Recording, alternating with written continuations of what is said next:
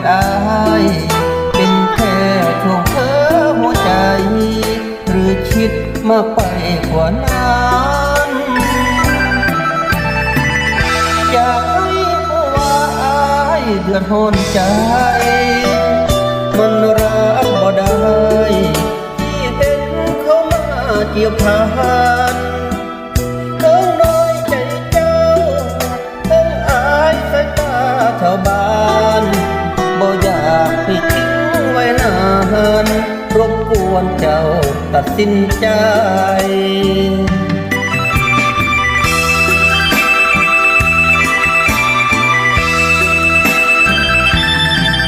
ให้เขาไปหรือว่าให้อายเป็นเพื่อคนมีคะแนนเก็บหรือว่าคนมาใหม่ทำให้เขาอยู่ก็แปลว่าอายต้องไปหักมาก็ลมสู้ตายที่อายควรมีน้ำตาหากเจ้าเขาคงบ่เจ็บปานใดอดีตบ่หลายทำใจคงบ่หนักหนา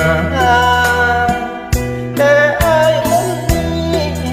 บ่ตายก็คงเป็นบ้า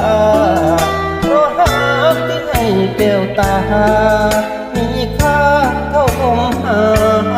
ยใจ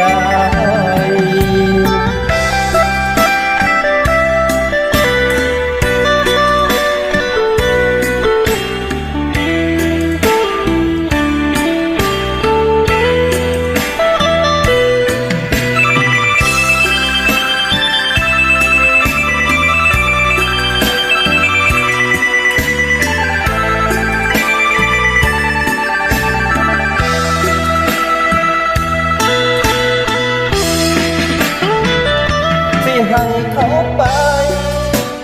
หรือว่าให้อายเก็บเลือดคนมี